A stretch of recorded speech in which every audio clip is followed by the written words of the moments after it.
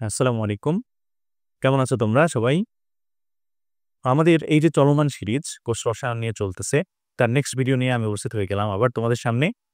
তো দেখো ভাইয়া, আজকে যেটা নিয়ে আমরা আলোচনা করব সেটা হচ্ছে পলিস্যাকারাইড। হ্যাঁ? তো পলিস্যাকারাইড জিনিসটা কিন্তু আসলে কি? আমাদের আশেপাশে কিন্তু অনেক কিছুই তুমি পলিস্যাকারাইড দেখতে পাচ্ছ। আর পলি মানে অনেক, তো অনেক কিছু নিয়ে বা অনেকগুলা শর্করা যখন একসাথে যুক্ত হয়ে যাবে, তখন কিন্তু সেটাকে আমরা আসলে আল্টিমেটলি কি বলি বলো তো? পলিস্যাকারাইড বলি।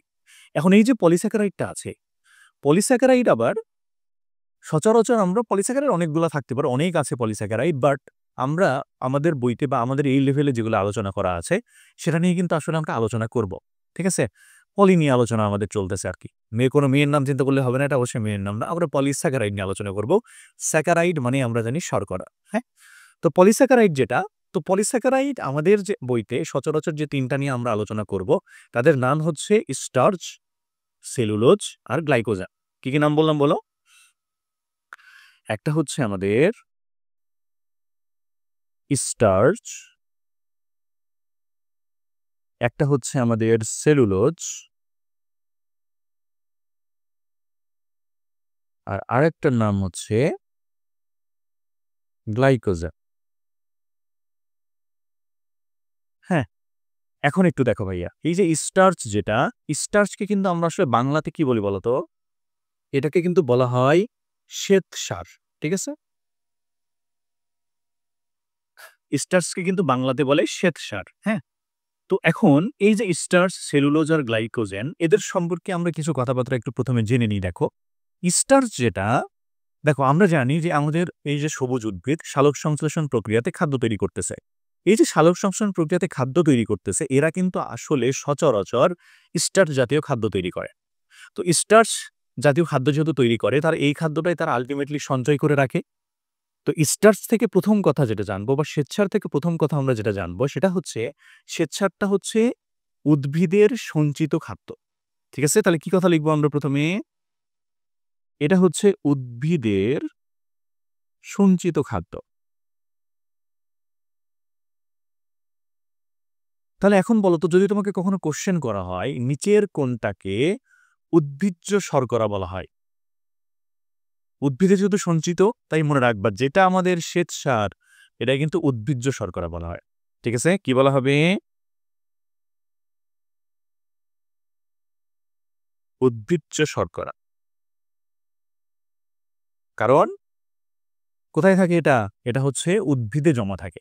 উদ্ভিদ ফটোসিনথেসিস করবে, করে খাদ্য তৈরি করে সেটা জমা রাখবে। ঠিক আছে?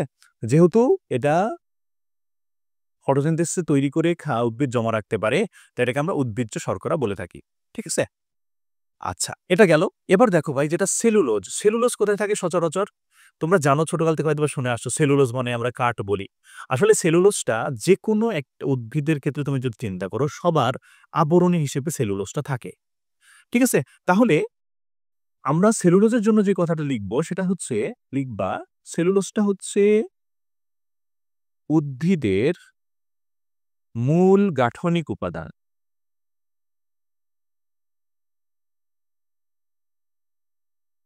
এটা হচ্ছে মূল গাঠনিক উপাদান হচ্ছে সেলুলোজ। হ্যাঁ? সেলুলোজ থেকে আরো একটা কথা যেটা জানবা সেটা হচ্ছে প্রকৃতিতে সবচাইতে বেশি পাওয়া যায় হচ্ছে সেলুলোজ। সেলুলোজের থেকে বেশি আর কিচ্ছু পাওয়া যায় না। তাহলে আমরা কি লিখবো আরেকটাতে? প্রকৃতিতে সবচেয়ে বেশি পাওয়া যায় সেলুলোজ।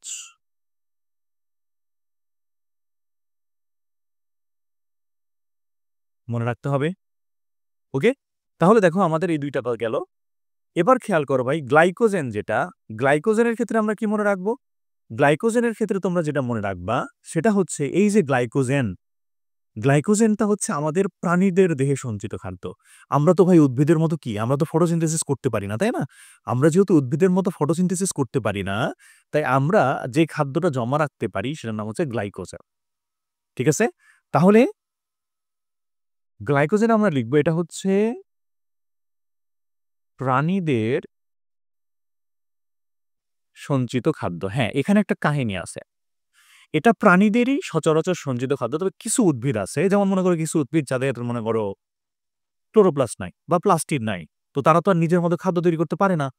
তো তাদের ক্ষেত্রেও কিন্তু সঞ্চিত খাদ্য তখন গ্লাইকোজেন হয়ে যাবে। যেমন কিছু উদ্ভিদ আছে, যেমন কেমন হইতে পারে, মনে করো ছত্রাক, যেটাকে আমরা মাশরুম টাশরুম বলে থাকি, ছত্রাক হবে। তারপর দেখো তোমরা ছোটকালে পড়ছো হচ্ছে নস্টক, সায়ানোব্যাকটেরিয়া।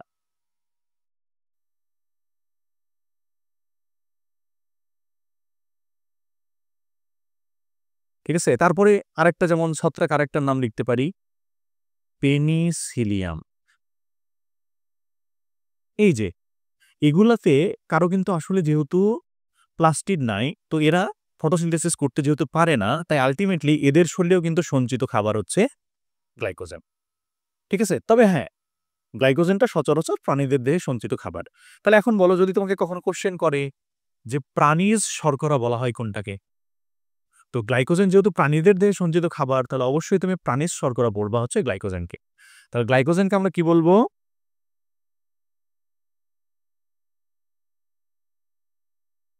প্রাণীজ শর্করা। ঠিক আছে, বুঝতে পারছেন আপনারা? তাহলে দেখো ভাইয়া, আমরা এই কিছু কথাবার্তা, বেসিক কিছু কথাবার্তা জানলাম আসলে। এখন তোমাকে জানতে হবে যে স্টার্চ কিভাবে গঠিত হয়, সেলুলোজ কিভাবে গঠিত হয়, আর গ্লাইকোজেন কিভাবে গঠিত হয়। হ্যাঁ, তো দেখো ভাইয়া, একটু মনে রাখবো আমরা স্টার্চ, দেখো মেইন কথা মনে রাখবা, পলিস্যাকারাইড, যত পলিস্যাকারাইড তৈরি হইছে, সকল পলিস্যাকারাইড কিন্তু তৈরি হয় আসলে মনোস্যাকারাইড গুলা যোগ হয়ে। তার মানে এই যে পলিস্যাকারাইড গুলো আছে, এই সবগুলাতে মেলাগুলা মনোস্যাকারাইড যুক্ত আছে।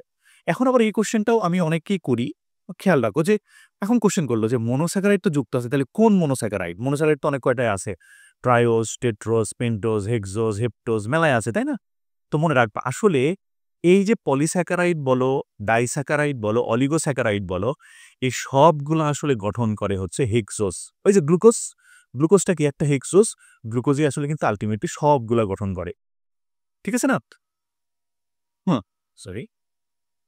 তাহলে এই গ্লুকোজগুলাই যুক্ত হবে, জাস্ট একটু চেঞ্জ হবে, হয়তো বন্ধনটা চেঞ্জ হবে, বাট গ্লুকোজগুলাই একসাথে যুক্ত হয়ে কিন্তু আলটিমেটলি এগুলো গঠন করবে। হ্যাঁ, তো এখন দেখো এই যে আমাদের স্টার্চ যেটা আছে, স্টার্চ এটা আবার কিন্তু আসলে দুই প্রকার আছে, এটাকে দুই ভাগে ভাগ করা হয়। একটা হচ্ছে অ্যামাইলোস,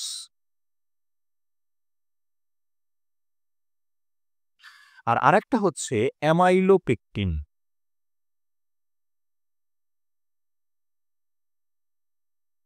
ঠিক আছে,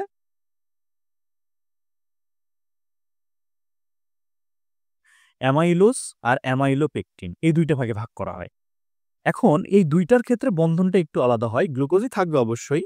মনে রাখবা এই দুইটার পার্থক্য পড়ার সময় এটা একটু পার্থক্য করে পড়তে হয়। তো মনে রাখবা, একটু এভাবে মনে রাখবা, দেখো আমি বুদ্ধি শেখাই দিই, তাহলে এদের পার্থক্য পড়তে এখন থেকে সুবিধা হবে। অ্যামাইলোজ আর অ্যামাইলোপেকটিনের পার্থক্য কিভাবে পড়বা, আমি তোমাদের পার্থক্যটা করিয়ে দিচ্ছি। মনে করো, আহ এত বেকা দাগ হয় আল্লাহ, স্কেল ব্যবহার করতে হবে, স্কেল, তাছাড়া সোজা দাগ হয় না।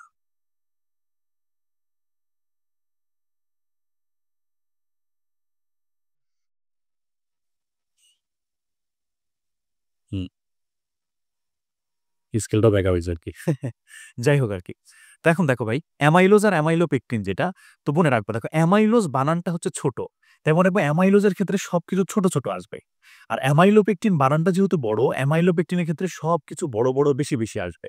যেমন খেয়াল করো, দেখো অ্যামাইলোজের ক্ষেত্রে মনে রাখবা, অ্যামাইলোজ গঠিত হয় আলফা 1,4 বন্ধন দিয়ে। মানে এখানে অনেকগুলো গ্লুকোজ থাকবে, বাট সেই গ্লুকোজগুলোর মধ্যে আলফা 1,4 বন্ধন থাকবে। আর অ্যামাইলোপেকটিন কি হবে দেখো ভাই, বানান যেহেতু বড়, তাহলে এখানে বেশি বেশি থাকা লাগবে। এর ক্ষেত্রে আলফা 1,4 তো থাকবেই, তার সাথে সাথে আবার আলফা 1,6 বন্ধনও থাকবে। এই যে দেখো, বেশি হয়ে গেল, দুই ধরনের, 1,4ও আছে, 1,6ও আছে। আবার দেখো ভাইয়া, অ্যামাইলোজ আর অ্যামাইলোপেকটিনের মধ্যে 2 নাম্বার যেটা পড়তে পারো, মনে রাখবা অ্যামাইলোজ যেটা, এটা হচ্ছে শাখাহীন। ওই যে ছোট, দেখবা যার শাখা নাই সে কিন্তু সচরাচর ছোটখাটো হয়। ঠিক আছে, শাখাহীন।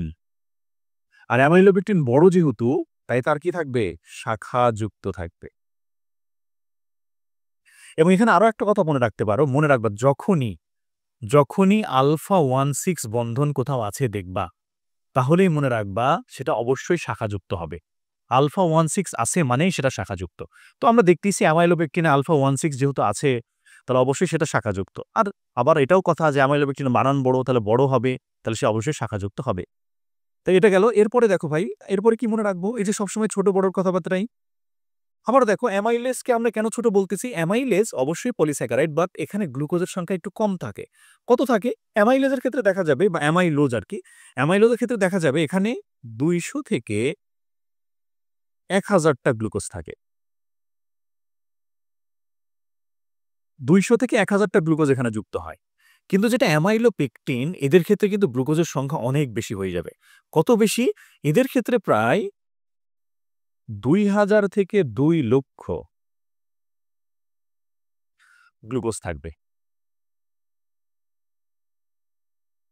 দেখছো? ২,০০০ থেকে ২,০০,০০০, তাহলে কত বড় হয়ে গেল? তাহলে দেখো এইভাবেই তুমি মনে রাখবা। আবার পার্সেন্টেজ যদি দেখো, পার্সেন্টেজের ক্ষেত্রে দেখলে দেখা যাবে যে অ্যামাইলোজ কি হবে? অ্যামাইলোজ বেশি থাকবে। পার্সেন্টেজ দেখলে দেখা যায় অ্যামাইলোজের পার্সেন্টেজ হবে 22%। আর অ্যামাইলোপেকটিন যেটা, সেটা থাকে 78%। তাহলে স্টার্চে অ্যামাইলোপেকটিনের পরিমাণও বেশি। তাহলে এইভাবে মনে রাখবা, অ্যামাইলোপেকটিন বানানটা বড়, তাই তার ক্ষেত্রে সবকিছু বেশি, বেশি। অ্যামাইলোজ বানানটা ছোট, তাই তার ক্ষেত্রে সবকিছু কম, কম হয়ে গেছে। বুঝেছেন না আপনারা? তাহলে দেখো অ্যামাইলোজ আর অ্যামাইলোপেকটিনের পড়ে ফেললাম যে অ্যামাইলোপেকটিনের ক্ষেত্রে সব বড়, বড়, অ্যামাইলোজের ক্ষেত্রে সবকিছু ছোট, ছোট। ঠিক আছে? আচ্ছা। তাহলে আমাদের এটা গেল। বন্ধন বলতে গিয়ে অনেক কিছুই বলে ফেলেছি আমরা। এরপরে দেখো ভাইয়া সেলুলোজে চলে আসো। তো সেলুলোজের ক্ষেত্রে যদি আমরা কথা বলি, তো সেলুলোজে আমরা যেটা দেখব, আমরা দেখছি কোথায় পাওয়া যাচ্ছে, প্রকৃতিতে সবচেয়ে বেশি পাওয়া যায়। তো সেলুলোজে কোন বন্ধন থাকবে? মনে রাখবা সেলুলোজের ক্ষেত্রে থাকে আসলে বিটা 14 বন্ধন। বিটা 14, এটা কিন্তু খেয়াল রাখতে হবে। সেলুলোজে কিন্তু আলাদা। সেলুলোজে থাকে বিটা 14। ঠিক আছে? এই বন্ধনে থাকবে। কিভাবে সেলুলোজ আঁকতে হয়, কিভাবে স্টার্চ আঁকতে হয় সেটা আমরা শিখব অবশ্যই। তো এখন আগে দেখি কি বন্ধনী থাকে। আর যেটা আমাদের গ্লাইকোজেন, গ্লাইকোজেনের ক্ষেত্রে কিন্তু আবার কি হবে দেখো, এখানেও সেই আলফা 14 থাকে, আবার আলফা 16 থাকে। তাহলে বলো তো দেখি গ্লাইকোজেনটা তাহলে আল্টিমেটলি কার মতো হয়ে গেল? গ্লাইকোজেনটা কিন্তু হয়ে গেল অ্যামাইলোপেকটিনের মতো। কারণ আমরা অ্যামাইলোপেকটিনও দেখছি সেখানে আলফা 14 থাকবে, আলফা 16 থাকবে। আর এটাও তোমাদের বললাম 16 থাকলে কি হবে? শাখান্বিত হবে, শাখা যুক্ত হবে। তাহলে গ্লাইকোজেনটা কি হবে বলো তো? গ্লাইকোজেনটা কিন্তু শাখা যুক্ত হবে। গ্লাইকোজেনটা অবশ্যই কি হবে? গ্লাইকোজেনটা শাখা যুক্ত হবে। বুঝেছেন? তাহলে আমরা কিন্তু এগুলো সম্পর্কে বুঝলাম যে অ্যামাইলোজ, অ্যামাইলোপেকটিন কি হবে, কোনটা শাখাযুক্ত হবে, কি হবে না। হ্যাঁ, তবে এখন তুমি বলতে পারো ভাইয়া তাহলে অ্যামাইলোপেকটিনও শাখাযুক্ত, অ্যামাইলোপেকটিনও 16 আছে, আবার 14 আছে, গ্লাইকোজেনও 1614 আছে। তাহলে এই ২ টার মধ্যে পার্থক্য করব কেমনে? আসলে দেখো গ্লাইকোজেনে 1416 থাকলেও গ্লাইকোজেনটা একটু ছোট হয়। মানে ওই যে শাখা-প্রশাখা হইলেও এত বেশি বড় হবে না। অ্যামাইলোপেকটিন অনেক বেশি বড়। ওই যে দেখলা না ২,০০০ থেকে ২,০০,০০০ পর্যন্ত গ্লুকোজ থাকে। তাহলে এটা মনে রাখতে পারো যে অ্যামাইলোপেকটিন আর যে গ্লাইকোজেন আছে এই ২ টার মধ্যে গ্লাইকোজেনটা একটু ছোট। ঠিক আছে? লিখে রাখতে পারো যে গ্লাইকোজেনটা একটু ছোট হবে। ছোট। এটা কার থেকে ছোট? অ্যামাইলোপেকটিন থেকে। ঠিক আছে? তাহলে দেখো আমরা দেখলাম যে এরা কি বন্ধন দিয়ে গঠিত হবে, এদের মধ্যে পার্থক্য কি, কি আছে সেই জিনিসগুলা কিন্তু আমরা দেখলাম। ঠিক আছে? তো আমরা এই ভিডিওটা এখানেই শেষ করে দিব।